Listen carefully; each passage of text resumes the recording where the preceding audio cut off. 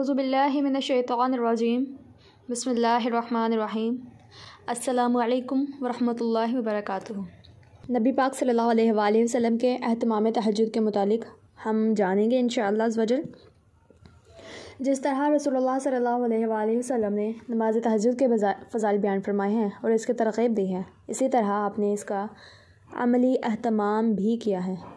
नबूवत के बाद से आप सल्लल्लाहु अलैहि वसल्लम की ज़िंदगी की कोई ऐसी रात नहीं मिलती जिसमें आप नींद भर सोए हों। आपकी रातों के अहवाल जो हदीस में बयान किए गए हैं, उनसे अंदाज़ा होता है आपके क़ल्ब मुबारक को एक बेकरारी सी रहती थी। याद महबूब में बार बार उठते थे। रात का ज़्यादा हिस्सा जागते गुजरता था और इस जागने का आप ख़ास एहतमाम करते थे। आपका बिस्तर ऐसा होता था कि आराम की नींद ना आ सके।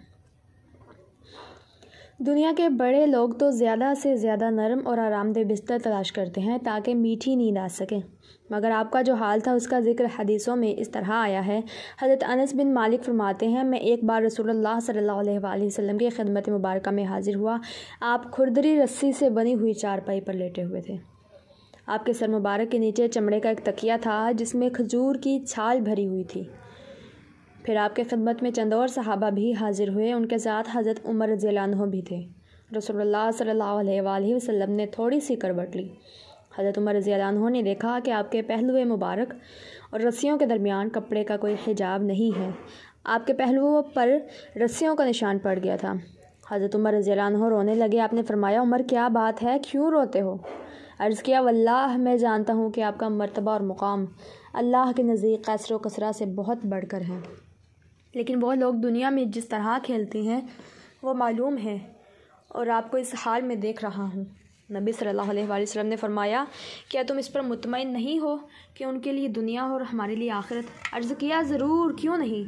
आप सल्लल्लाहु अलैहि वसल्लम ने फरमाया, ऐसा ही। हज़रत आयशा फरमाती हैं कि आपका बिस्तर जिस पर रात आराम फरमाते थे चमड़े का एक गद्दा था जिसमें खजूर की छाल भरी हुई थी। रसूलुल्लाह सल्लल्लाहु अलैहि वसल्लम की पूरी ज़िंदगी गवाह है कि आपने दुनिया को इसी तरह बरता जैसे कोई मुसाफिर किसी दरख्त के नीचे थोड़ी देर बैठकर चल देता है। आपने ना रात में ना दिन में कभी राहत और आराम का कसद किया और ना खाने, लिबास, मकान, बिस्तर सब को ज़्यादा इस्तेमाल किया कि जिसके बग़ैर गुजारा ही मुमकिन ना हो। आप सल्लल्लाहु अलैहि वसल्लम रातों को सोए ज़रूर हैं, लेकिन राहत और आराम को मकसद बनाकर नहीं, बल्कि इसलिए कि ताज़ा दम होकर इबादत इलाही में मसरूफ़ हों और इसलिए कि उम्मत को आपकी पैर भी आसान हो। आप सल्लल्लाहु अलैहि वसल्लम के सोने का तरीक़ा हज़रत हफ्सा रज़ियल्लाहु अन्हा इस तरह बयान फरमाया है कि जब आप बिस्तर पर तशरीफ़ ले जाते तो अपना दाहिना हाथ अपने बाएं रुख़सार के नीचे रखते, यानी दाईं करवट पर लेटते, और अपने चेहरा अनवर का दायां हिस्सा दाहिने हाथ की हथेली पर रखते। अल्लामा इब्न क़य्यिम ने लिखा है, दाईं करवट लेटने में ख़ास रमज़ है, वो ये कि क़ल्ब बाएं पहलू में है, तो अगर सोने वाला बाईं करवट लेटेगा तो उसे गहरी नींद आएगी क्योंकि इसे आराम ज़्यादा मिलेगा, और अगर दाईं करवट लेटे तो दिल के लटकने की वजह से पूरा आराम इसे ना मिलेगा और गहरी नींद इसे ना आएगी। इसलिए इत्बाब बाईं करवट पर सोने को मुफीद करार देते हैं क्योंकि इसमें कमाल राहत और गहरी नींद का हसूल होता है। मगर रसूलुल्लाह सल्लल्लाहु अलैहि वसल्लम ने दाएं करवट पर सोने को पसंद किया है ताकि गहरी नींद में डूबकर आदमी क़याम लैल से गाफिल न हो जाए। अंदाज़ा कीजिए कि रसूलुल्लाह सल्लल्लाहु अलैहि वसल्लम को तहज्जुद की नमाज का किस कदर एहतमाम था कि सोने का वो तरीक़ा इख्तियार किया जिसमें गहरी नींद ना आ सके और आसानी से आँख खुल सके। सुबहान अल्लाह। अगर हम भी चाहते हैं कि हमें ज़्यादा नींद ना आए तो हमें सुन्नत रसूल सल्लल्लाहु अलैहि वसल्लम पर चलना चाहिए और उसी तरह सोना चाहिए जैसे आप सल्लल्लाहु अलैहि वसल्लम सोते थे, यानी कि दाईं करवट पर। रसूलुल्लाह सल्लल्लाहु अलैहि वसल्लम तहज्जुद के लिए कब उठते थे? रसूलुल्लाह सल्लल्लाहु अलैहि वसल्लम का आम दस्तूर ये था कि इशा की नमाज के बाद जल्द सो जाते थे। इस वक्त बातचीत आप पसंद नहीं करते थे, इला ये कि कोई ज़रूरी बात हो। चनाचा हदीस में वारिद है कि हज़रत अबू बरज़ा अस्लमी रज़ियल्लाहु अन्हु ने रसूल अकरम सल्लल्लाहु अलैहि वसल्लम का मामूल नक़ल फरमाते हुए इरशाद फरमाया, आप सल्लल्लाहु अलैहि वसल्लम इशा से पहले सोने को और इशा के बाद बात करने को नापसंद करते थे। मसनद अहमद की रिवायत में है कि रसूलुल्लाह अलैहि वसल्लम का ना इशा से पहले का सोने का मामूल था और ना इशा के बाद जागने का। हज़रत आयशा रज़ियल्लाहु अन्हा फरमाती हैं कि रसूलुल्लाह सल्लल्लाहु अलैहि वसल्लम शुरू रात में सो जाते थे और आखिर में इबादत में मशगूल रहते थे। مشہور صحابی حضرت عبدالرحمن بن عوف رضی اللہ عنہ کے صاحبزادے حضرت حمید فرماتے ہیں کہ نبی کریم صلی اللہ علیہ وآلہ وسلم کے ایک صحابی فرماتے ہیں کہ میں ایک سفر میں رسول اللہ صلی اللہ علیہ وآلہ وسلم کے ساتھ تھا۔ میں نے اپنے جی میں کہا کہ میں رسول اللہ صلی اللہ علیہ وآلہ وسلم کو دیکھتا رہوں گا کہ آپ کی نماز کا معمول کیا ہے، یا آپ کا معمول نماز کے بارے میں کیا ہے۔ تو جب آپ نماز عشاء سے فارغ ہوئے تو دیر تک سو گئے، پھر آپ بیدار ہوئے اور افق آسمان کی جانب نگاہ اٹھائی اور ربنا ما خلقت ھذا باطلا سے انک لا تخلف المیعاد تک پڑھا۔ پھر بستر سے مسواک نکالی، ایک بڑے پیالے میں پانی نکالا، مسواک کی اور وضو کر کے نماز میں مشغول ہو گئے۔ فرماتے ہیں میرے خیال میں جتنی دیر تک آپ سوئے تھے اتنی دیر تک نماز بھی پڑھتے رہے، پھر آپ لیٹ گئے اور میرا خیال ہے کہ اتنی ہی دیر تک لیٹے جتنی دیر آپ نماز میں مشغول رہے۔ پھر آپ بیدار ہوئے، پہلے ہی کی طرح عمل کیا اور پہلے جو کچھ آپ نے پڑھا تھا اس طرح صبح صادق ہونے تک 3 مرتبہ کیا۔ اس حدیث سے معلوم ہوا کہ آپ کبھی آدھی رات سے قبل بھی بیدار ہو کر نماز میں مشغول ہو جاتے تھے، پھر درمیان میں سو بھی جاتے تھے۔ حدیث میں آپ کی راتوں کا جس طرح تذکرہ ہے ایسا معلوم ہوتا ہے کہ آپ کو کسی طرح قرار نہیں آتا تھا۔ ضرورت کی بنا پر یا امت کی رعایت میں آپ بستر پر سوتے ضرور تھے، مگر محبت الہی کی حرارت آپ کو بار بار اٹھا دیتی تھی اور آپ اللہ کے حضور بے چین ہو کر کھڑے ہو جاتے تھے۔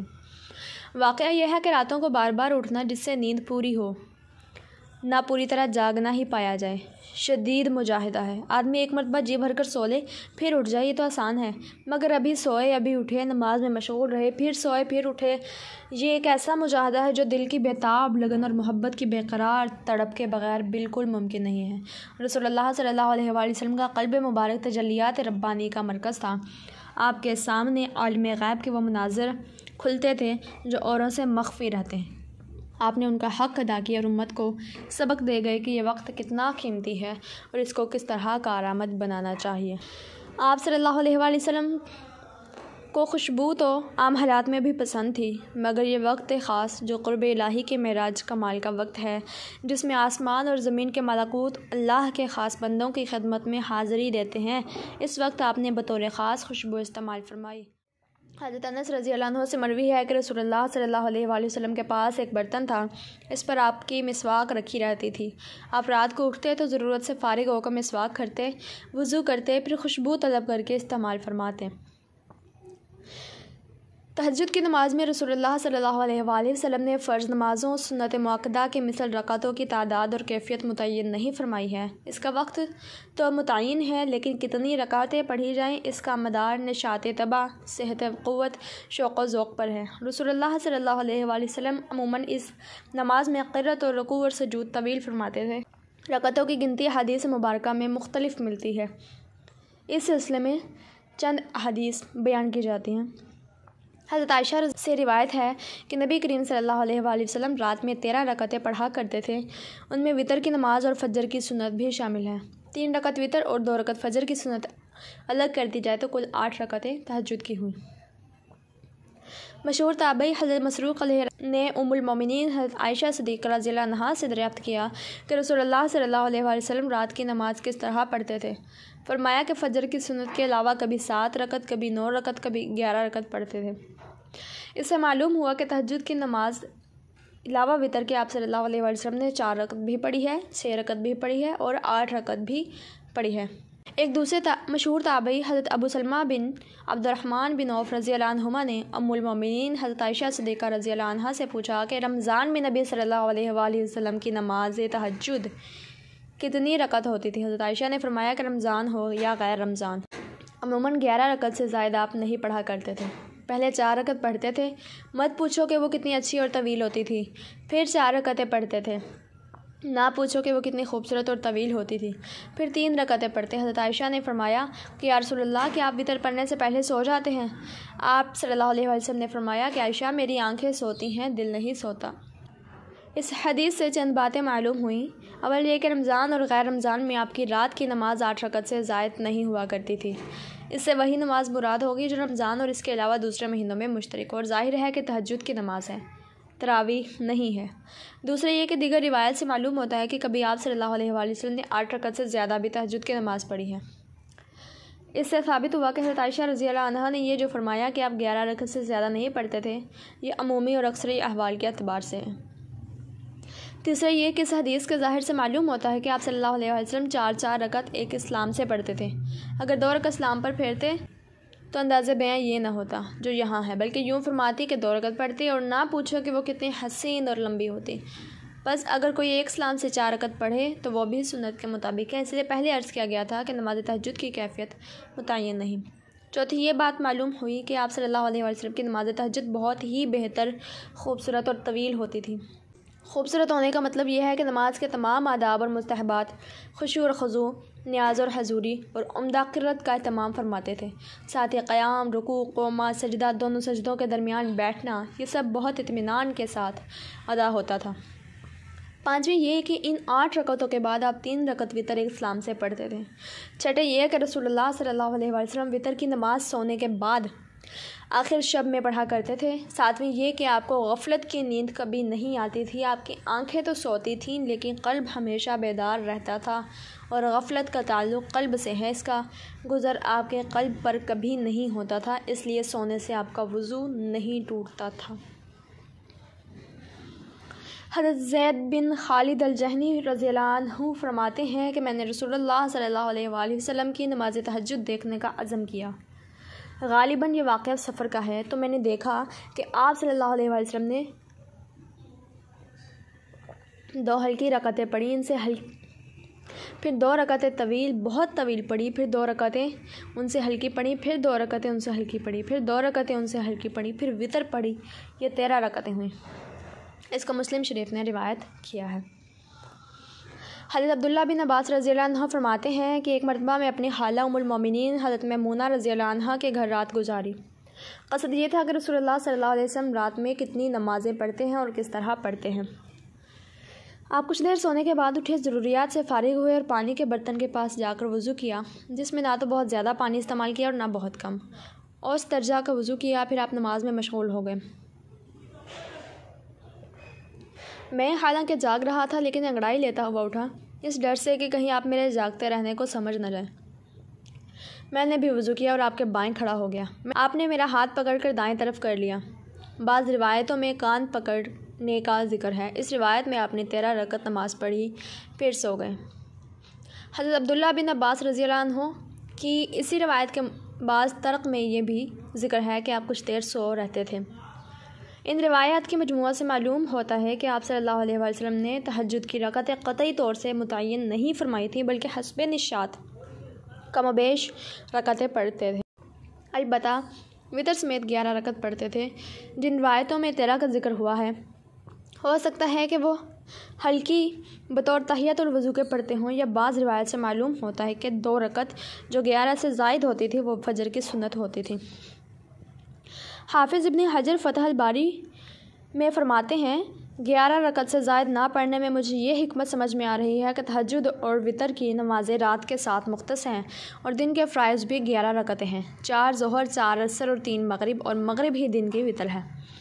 تو مناسب ہوا کہ رات کی نمازیں بھی دن کی نمازوں کے برابر ہوں، اور رہی 13 رکعت کی مناسبت، تو اگر صبح کی نماز کو بھی دن کی نماز میں شمار کر لیا جائے تو دن کی نمازیں 13 رکعت ہو جائیں گی۔ پچھلی روایات سے ظاہر ہوتا ہے کہ رسول اللہ صلی اللہ علیہ وآلہ وسلم تہجد کی نماز مسلسل بغیر کسی فصل کے پڑھتے تھے، لیکن کبھی کبھی ایسا بھی ہوا ہے کہ آپ نے 2 رکعت پڑھی اور سو گئے، پھر اٹھے اور 2 رکعت پڑھی اور سو گئے۔ چنانچہ حضرت ابن عباس رضی اللہ عنہ سے مروی ہے، وہ فرماتے ہیں یعنی رسول اللہ صلی اللہ علیہ وسلم اٹھے اور 2 رکعتیں پڑھیں اور ان میں قیام، رکوع اور سجدہ سب طویل ادا کیے، پھر فارغ ہو کر آپ سو گئے، یہاں تک کہ ہلکا خرانٹا شروع ہو گیا۔ پھر آپ کھڑے ہوئے اور ویسے ہی نماز پڑھی۔ ایسا 3 مرتبہ کیا اور 6 رکعتیں پڑھیں، اور ہر مرتبہ میں مسواک کرتے، وضو کرتے اور یہ آیات اِنَّ فِی خَلْقِ السَّمَاوَاتِ وَالْأَرْضِ پڑھتے۔ اس کے بعد آپ نے 3 رکعت وتر پڑھی۔ اس حدیث سے معلوم ہوتا ہے آپ کبھی ایک ہی رات میں متعدد بار اٹھتے، نماز پڑھتے اور پھر سو رہتے۔ یہ محبت کی بے تابی کا اثر تھا جو آپ کو حضرت حق جل شانہ کی ذات سے تھی۔ گویا نیند آتی ہے مگر محبت کی بے قراری اٹھا دیتی ہے، اور آپ ہاتھ باندھ کر آقا کے حضور کھڑے ہو جاتے ہیں۔ پچھلی بعض روایت سے یہ بھی معلوم چکا ہے کہ آپ ابتداءً 2 رکعتیں ہلکی پڑھتے تھے، اس کے بعد لمبی قرات فرماتے تھے۔ اس سلسلے میں امام مسلم علیہ الرحمہ نے حضرت ابو ہریرہ رضی اللہ عنہ سے حضور اکرم صلی اللہ علیہ وآلہ وسلم کا ایک ارشاد نقل کیا ہے۔ فرماتے ہیں کہ جب کوئی شخص رات میں نماز کے لیے اٹھے تو ابتدا میں 2 ہلکی رکعتیں پڑھے۔ حضرت عائشہ رضی اللہ عنہا حضور اکرم صلی اللہ علیہ وآلہ وسلم کا معمول نقل فرماتی ہیں کہ آپ جب رات کو نماز کے لیے اٹھتے تھے تو 2 ہلکی رکعتوں سے نماز کا آغاز فرماتے تھے۔ سابقہ روایات سے یہ بات واضح ہے کہ رسول اکرم صلی اللہ علیہ وآلہ وسلم رات کی نماز میں قیام بہت لمبا فرماتے تھے۔ صرف قیام ہی نہیں، رکوع اور سجود اور قومہ بھی آپ کا طویل ہوتا تھا۔ حضرت جابر بن عبداللہ رضی اللہ عنہ سے روایت ہے کہ رسول اللہ صلی اللہ علیہ وآلہ وسلم نے ارشاد فرمایا ہے، بہترین نماز وہ ہے جس میں قیام لمبا ہو۔ حضرت عبداللہ بن مسعود رضی اللہ عنہ فرماتے ہیں کہ میں نے ایک مرتبہ رسول اللہ صلی اللہ علیہ وآلہ وسلم کے ساتھ نماز پڑھی۔ آپ نے اتنا لمبا قیام کیا کہ میں نے ایک برا ارادہ کر لیا تھا۔ لوگوں نے پوچھا کہ وہ کیا؟ فرمایا کہ میں سوچنے لگا تھا کہ آپ کو نماز میں چھوڑ کر الگ۔ صاحب فتح الباری نے لکھا ہے کہ اس حدیث سے معلوم ہوتا ہے کہ رسول اللہ صلی اللہ علیہ وآلہ وسلم رات کی نماز میں تطویل کو پسند کرتے تھے۔ غور کیجیے، حضرت عبداللہ بن مسعود رضی اللہ عنہ کمزور نہ تھے، قوی تھے، رسول اللہ صلی اللہ علیہ وآلہ وسلم کی اقتداء کے حریص تھے۔ اس کے باوجود ان کا یہ ارادہ کرنا کہ چھوڑ کر بیٹھ جائیں اس بات کا ثبوت ہے کہ آپ کا یہ قیام غیر معمولی تھا۔ رسول اللہ صلی اللہ علیہ وآلہ وسلم قرآن کس انداز سے پڑھتے تھے؟ ہم تو زمانے کے لحاظ سے آپ کے بہت بعد کے ہیں، ہم اس کا صحیح اندازہ کیسے لگا سکتے ہیں؟ لیکن حضرات صحابہ رضی اللہ عنہما کا احسان ہے کہ انہوں نے آپ کی قرت کی کیفیت بیان کر دی ہے۔ اس بیان سے آپ کے پڑھنے کی کیفیت کا قدر اندازہ ہو جاتا ہے۔ امام مالک اور امام مسلم رحمہم اللہ نے اپنی اپنی کتاب میں حضرت حفصہ رضی اللہ عنہا کا ارشاد نقل کیا ہے، رسول اللہ صلی اللہ علیہ وآلہ وسلم کسی صورت کی قرت شروع کرتے اور اتنے اطمینان سے ٹھہر ٹھہر کر پڑھتے کہ وہ اپنے سے لمبی صورت سے طویل ہو جاتی۔ اور صاحب مشکات نے امام ترمذی رحمہ اللہ اور نسائی رحمہ اللہ کے حوالے سے ایک روایت نقل کی ہے کہ حضرت یعلا بن مملک نے ام المؤمنین حضرت ام سلمہ رضی اللہ عنہ سے نبی کریم صلی اللہ علیہ وسلم کی نماز اور آپ کے قرآن پڑھنے کی کیفیت دریافت کی تو ام المؤمنین نے فرمایا، تم کہاں اور رسول اللہ صلی اللہ علیہ وآلہ وسلم کی نماز کہاں؟ آپ تو نماز پڑھتے، پھر جتنی دیر نماز ہوتی اس کے بقدر سو جاتے، پھر بیدار ہوتے، اور جتنی دیر سوئے ہوئے اتنی ہی دیر نماز پڑھتے، پھر جتنی دیر نماز پڑھی ہوتی اتنی ہی دیر سو رہتے، یہاں تک کہ صبح ہو جاتی۔ پھر انہوں نے آپ کی قرت کی کیفیت بیان فرمائی کہ اطمینان سے ایک ایک حرف واضح کر کے پڑھتے، یعنی رسول اللہ صلی اللہ علیہ وآلہ وسلم کی تلاوت اسی طرح ہوتی کہ ہر حرف الگ الگ پہچانا جاتا۔ ان کے تلفظ اور ادائیگی کا خاص اہتمام آپ فرماتے، اگر کوئی حروف کو گننا چاہتا تو گن لیتا۔ رسول اللہ صلی اللہ علیہ وآلہ وسلم جب قرآن پڑھتے تو حروف کو قدر مد کے ساتھ ادا فرماتے، یعنی تھوڑا سا کھینچ کر قدر لمبا کر کے پڑھتے۔ مشہور تابعی حضرت قتادہ رحمہ اللہ فرماتے ہیں کہ میں نے حضرت انس بن مالک رضی اللہ عنہ سے نبی کریم صلی اللہ علیہ وآلہ وسلم کی کیفیت دریافت کی تو انہوں نے فرمایا کہ تھوڑا کھینچ کر آپ پڑھتے تھے۔ امام بخاری نے ایک دوسری روایت حضرت قتادہ سے نقل کی ہے کہ حضرت انس رضی اللہ عنہ سے پوچھا گیا کہ حضور نبی کریم صلی اللہ علیہ وآلہ وسلم کی قرت کس طرح ہوتی تھی؟ فرمایا مد کے ساتھ۔ پھر انہوں نے وضاحت کے لیے بسم اللہ الرحمن الرحیم پڑھی اور اس طرح پڑھی کہ بسم اللہ میں قدر مد کی، اسی طرح الرحمن میں اور اسی طرح الرحیم میں مد کی۔ پھر اتنا ہی نہ تھا کہ آپ قدر مد کے ساتھ پڑھا کرتے تھے جو اطمینان سے پڑھنے کو مقتضی ہے، بلکہ پڑھنے میں ہر آیت پر وقف کرتے تھے، اس سے مزید ٹھہراؤ اور اطمینان پیدا ہوتا تھا۔ چنانچہ ام المؤمنین حضرت ام سلمہ رضی اللہ عنہ فرماتی ہیں کہ رسول اللہ صلی اللہ علیہ وآلہ وسلم ہر آیت کو الگ الگ کر کے پڑھا کرتے تھے، اس طرح کہ الحمدللہ رب العالمین پر وقف کرتے تھے، پھر الرحمن الرحیم پر وقف کرتے تھے، اسی طرح پوری سورہ فاتحہ پڑھتے۔ اس سے معلوم ہوا کہ ہر آیت پر وقف کرنا بہتر ہے بلکہ سنت ہے۔ اگرچہ معنوی اعتبار سے ایک آیت دوسری آیت سے تعلق رکھتی ہو، پچھلے قراء اور ائمہ اسی طرح پڑھا کرتے تھے، لیکن اب لوگوں نے اس کا اہتمام ترک کر دیا ہے۔ ہر آیت پر ٹھہر کر بااطمینان پڑھنا اس ترتیل کا مصداق ہے جس کا قرآن کریم میں حکم دیا گیا ہے، وَرَتِّلِ الْقُرْآنَ تَرْتِیلًا۔ قرآن کو ترتیل کے ساتھ پڑھو۔ رسول اللہ صلی اللہ علیہ وآلہ وسلم نے اس حکم کی تعمیل اس طرح کی ہے اور آپ کے صحابہ کرام بھی اسی طرح پڑھا کرتے تھے۔ حضرت علقمہ فرماتے ہیں کہ حضرت عبداللہ بن مسعود رضی اللہ عنہ کے ساتھ رات سے صبح صادق تک نماز پڑھی۔ وہ ترتیل کے ساتھ پڑھ رہے تھے اور ترجیح نہیں کرتے تھے، یعنی آ نہیں کرتے تھے، اور اتنی آواز سے پڑھ رہے تھے کہ مسجد والے سن سکتے تھے۔ ایک اور روایت میں ہے کہ حضرت علقمہ نے حضرت عبداللہ بن مسعود رضی اللہ عنہ کو قرآن سنایا۔ ان کی آواز بہت اچھی تھی مگر انہوں نے جلدی پڑھا۔ فرمایا ترتیل کے ساتھ ذرا ٹھہر کر پڑھو، میرے ماں باپ تم پر فدا ہوں، یہ قرآن کی زینت ہے۔ قرآن پڑھنے کا ایک طریقہ تو یہ ہے کہ آدمی سادگی کے ساتھ حروف کو ان کے مخارج سے ادا کرے اور ان کے صفات کی رعایت کرتا ہوا پڑھے، جس میں نہ خاص ترنم کا لحاظ نہ آواز میں اتار چڑھاؤ ہو، بس پڑھنے میں جو لہجہ بن جائے وہی لہجہ رہے۔ دوسرے یہ کہ مخارج اور صفات کی رعایت کے ساتھ لہجہ میں ترنم بھی اختیار کر لے اور آواز میں قدر اتار چڑھاؤ پیدا کرے، بشرط یہ کہ وہ بالکل گانے کا یا موسیقی کا لہجہ نہ بن جائے۔ اس کو عربی میں ترجیح کہتے ہیں۔ ترجیح کے لفظی معنی لوٹانے کے آتے ہیں۔ پڑھنے میں اس طرح کی آواز بنے جیسے حلق میں لوٹ کر آ رہی ہو۔ رسول صلی اللہ علیہ وآلہ وسلم قرآن کریم کو سادہ لہجہ میں بھی پڑھتے تھے اور ترجیح کے ساتھ بھی پڑھتے تھے۔ حضور اکرم صلی اللہ علیہ وآلہ وسلم کی چچا زاد بہن حضرت ام ہانی فرماتی ہیں کہ میں اپنے بستر پر لیٹی ہوئی تھی، حضور صلی اللہ علیہ وسلم کی آواز سن رہی تھی۔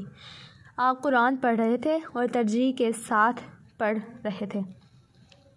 احادیث مبارکہ سے ایسا معلوم ہوتا ہے کہ رسول اللہ صلی اللہ علیہ وآلہ وسلم نے تہجد کی نماز میں آہستہ قرات بھی کی ہے اور آواز سے بھی پڑھا ہے۔ حضرت ام ہانی رضی اللہ تعالیٰ عنہما فرماتی ہیں کہ میں اپنے گھر کی چھت پر لیٹی ہوتی اور رسول صلی اللہ علیہ وسلم کے قرآن پڑھنے کی آواز میں سنا کرتی۔ حضرت ابو ہریرہ رضی اللہ عنہ کبھی آواز سے پڑھتے اور کبھی بغیر آواز کے پڑھتے اور فرماتے ہیں کہ رسول اللہ صلی اللہ علیہ وآلہ وسلم اسی طرح پڑھا کرتے تھے۔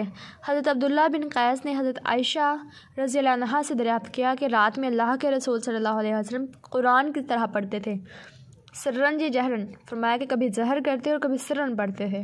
حضرت عبداللہ بن عباس رضی اللہ عنہ سے دریافت کیا گیا کہ تہجد کی نماز میں آپ صلی اللہ علیہ وآلہ وسلم کتنا جہر فرماتے تھے؟ فرمایا کہ اگر کوئی سن کر یاد کرنا چاہتا تو یاد کر لیتا۔ یہ تمام روایتیں مختصر قیام اللیل سے نقل کی جا رہی ہیں۔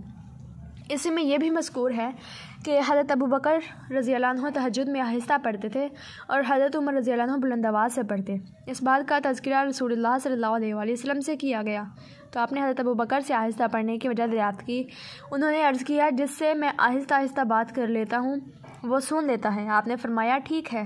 پھر حضرت عمر سے دریافت فرمایا کہ تم بلند آواز سے کیوں پڑھتے ہو؟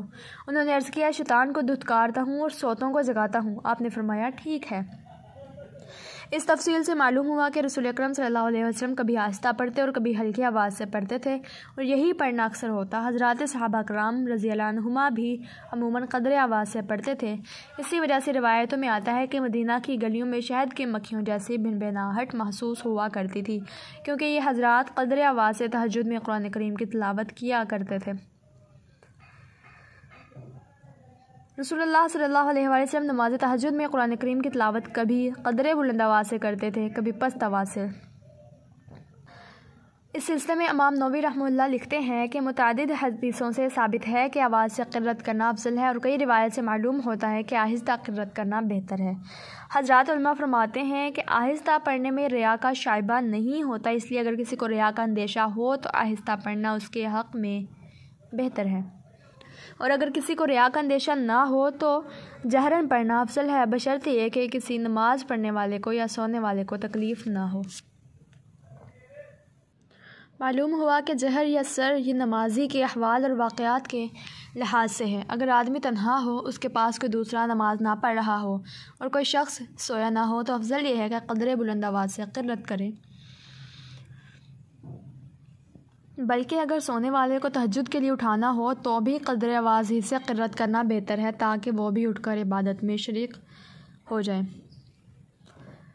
قرآن کریم کو تجوید اور ترتیل کے ساتھ پڑھنے کا حکم ہے، یعنی حروف کو ان کے مخارج سے صحیح طور سے ادا کیا جائے اور ان کے صفات کی رعایت کی جائے۔ اس رعایت اور اہتمام کے بعد ایک اور چیز ہے جو اللہ اور اس کے رسول صلی اللہ علیہ وآلہ وسلم کے نزدیک پسندیدہ اور محبوب ہے وہ یہ کہ اس کو بالکل سادہ اور سپاٹ انداز میں عام عربی عبارات کی طرح نہ پڑھا جائے، بلکہ اچھی آواز سے ایک طرز کے ترنم سے پڑھا جائے، ایسا ترنم جس سے قرآن گانا نہ معلوم ہو اور نہ اس کے مخارج اور صفات میں کوئی خرابی پیدا ہو۔ نبی کریم صلی اللہ علیہ وآلہ وسلم نہایت خوش آواز تھے اور قرآن کو خوش آوازی سے پڑھتے تھے اور اس کو پسند فرماتے تھے۔ حضرت ابراہیم علیہ رحمہ اللہ نے فرمایا ہے کہ اللہ تعالیٰ نے جسے بھی نبی بنا کر بھیجا وہ خوبصورت اور خوش آواز ضرور رہا۔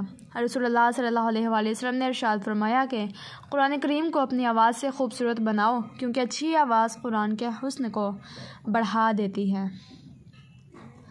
ایک بار حضرت علی کرم اللہ وجہہ نے حضرت عمر رضی اللہ عنہ سے عرض کیا کہ اس شخص کو قرآن کریم کو ترنم سے پڑھنے سے آپ منع کیوں نہیں کرتے؟ حضرت عمر رضی اللہ عنہ نے کوئی جواب نہ دیا۔ جب رات ہوئی تو حضرت امیر المومنین باہر تشریف لائے۔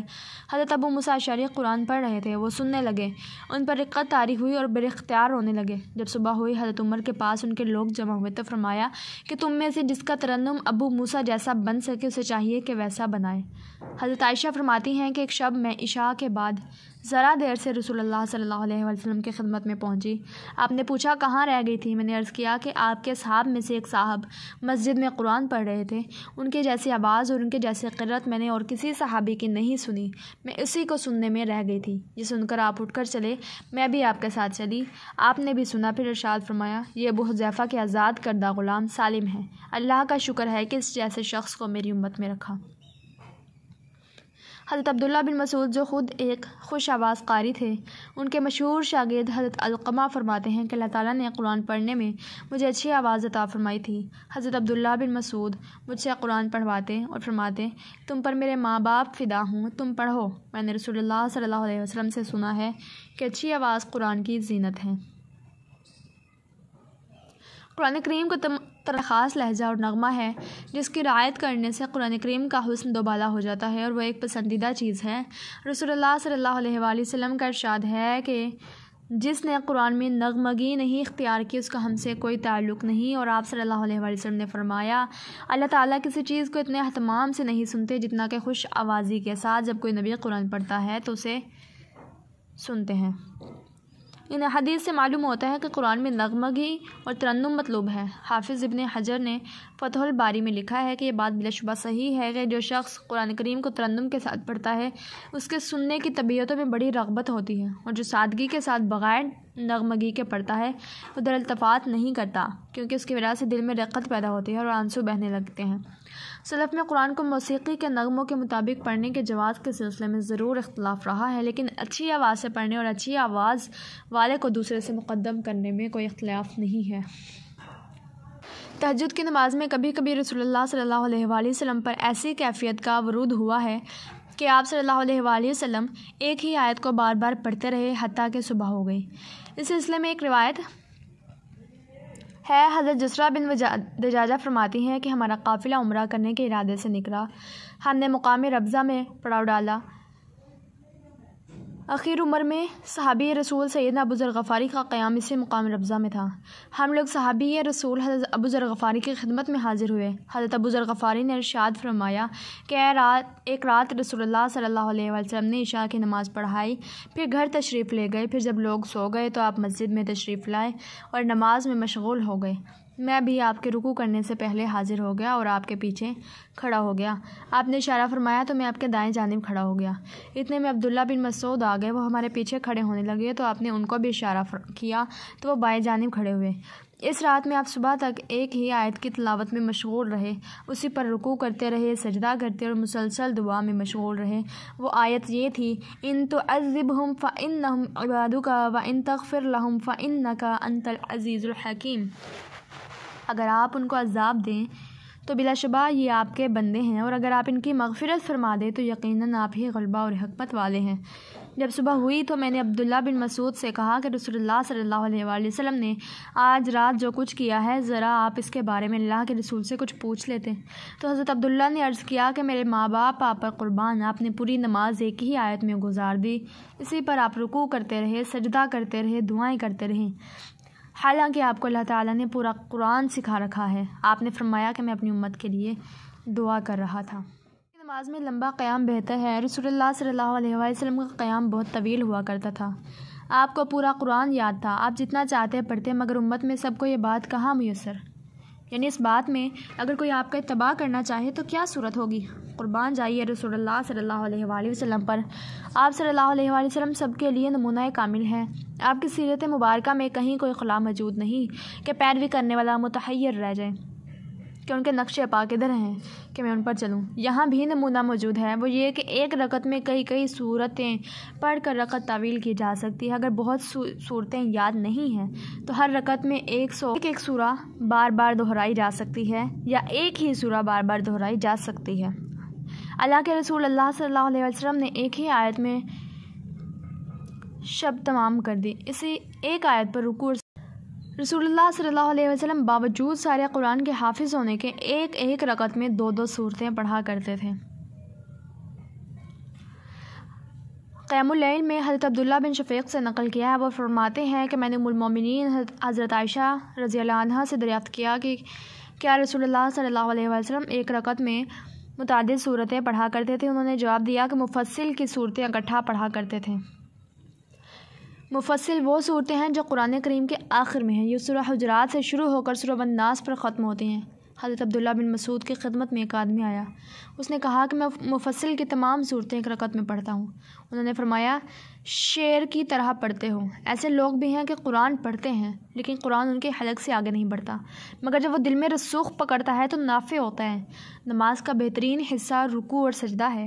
رسول اللہ صلی اللہ علیہ وسلم نظائر کو ایک رکعت میں پڑھا کرتے تھے، سورہ رحمان اور سورہ نجم ایک رکعت میں، سورہ اقتربت الساعہ اور الحاقہ ایک رکعت میں، سورہ طور اور زاریات ایک رکعت میں، سورہ واقعہ اور نون والقلم ایک رکعت میں، سورہ سأل سائل اور سورہ نازعات ایک رکعت میں، یا ایھا المدثر اور یا ایھا المزمل ایک رکعت میں، ویل للمطففین اور سورہ عبس ایک رکعت میں، سورہ دخان اور سورہ اذا الشمس کورت ایک رکعت میں۔ ایک روایت میں ہے کہ حل اتی علی الانسان اور سورہ قیامہ ایک رکعت میں، اما یتساءلون اور مرسلات ایک رکعت میں، اور حامیم اور دخان اور سورہ کورت ایک رکعت میں۔